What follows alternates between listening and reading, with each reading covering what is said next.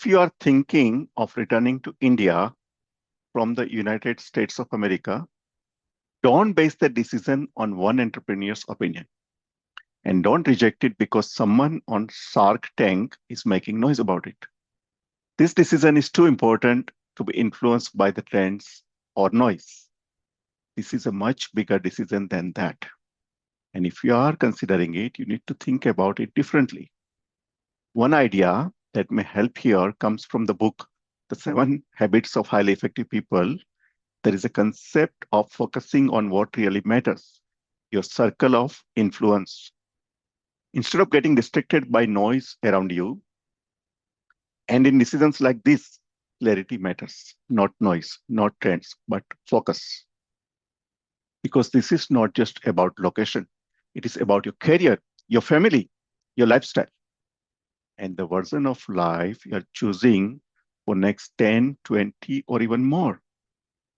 The challenge is most people don't evaluate it at that level. We tend to focus on immediate factors, not long-term consequences. If you are in the US right now, you probably have a stable career, predictable systems, things work. Your work has structure, your time has clarity. There is a certain rhythm to life. And from the outside, returning to India may look like a lifestyle upgrade or sometimes a step back. The reality is it is neither. Returning to India is not an upgrade. It is not a downgrade. It is a completely different system. And unless you understand that, you may end up evaluating this decision incorrectly. Most people look at things like salary, cost of living, proximity to family, maybe school for kids. All important, but not sufficient. What really changes is not visible on paper.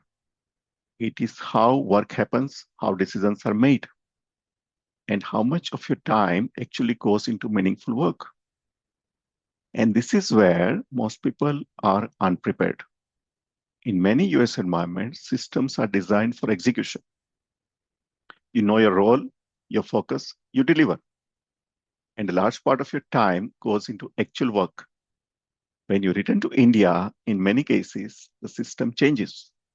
A significant portion of your time may go into coordination, alignment, internal dependencies, things that don't always create direct value. And along with that, there are overheads, not just at work, but even in basic things. Tasks that look simple on paper can take more time, more follow-ups, and sometimes more patience than you expect. Yes, a lot has improved. Many things have moved online, but in some areas, the experience hasn't fully caught up yet. And this is where expectations matter. Let me give you a very simple example. My Provident Fund interest for financial year 2024-25 wasn't credited even after 1 year. I raised a request. It took a few days and then I received a response that did not really address the issue.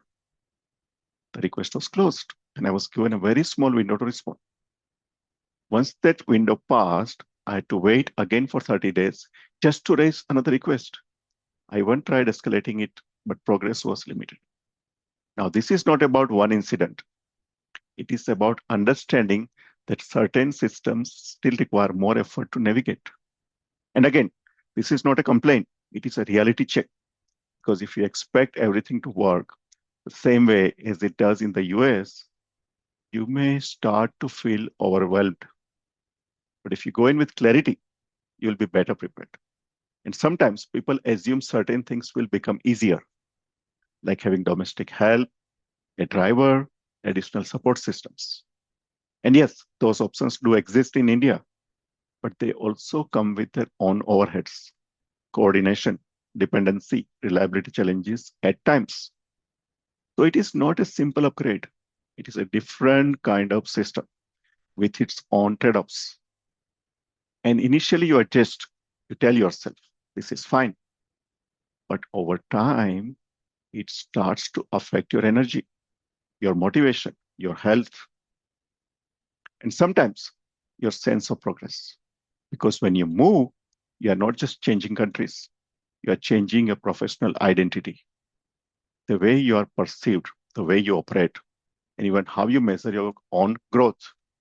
At the same time, there are things India offers that are hard to replicate anywhere else: family support, cultural familiarity, and for many, a better environment for raising children.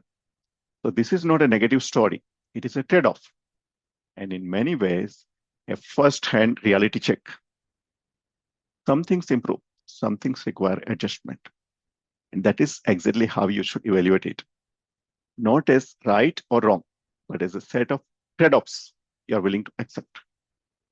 Where most people go wrong is this: they compare the best part of one system with the worst part of the other. And that leads to poor decisions. You need to compare full systems, not selective experiences. Before you make this decision, ask yourself three questions. How will my day to day work change? What kind of environment will I operate in? How much of my time will go into meaningful work? Also, evaluate honestly: what am I gaining? What am I giving up? And am I okay with the trade off for the next 10, 20 years or more? Another angle to think beyond work: climate, taxation, cost structures, infrastructure, and overall quality of life. Because these are not small variables, they shape your daily experience, not just your long term plan. I've carefully seen around me for last 20 years, people make this transition successfully. And I've also seen people struggle with it. The difference is rarely capability. It is your clarity before the decision. This is one of those decisions where there is no perfect answer, only a well understood one. So if you are thinking about returning to India, take your time, do your homework, because conditions change, policies evolve, work culture change, and personal priorities also evolve over time. So base your decision on current realities, not on outdated assumptions.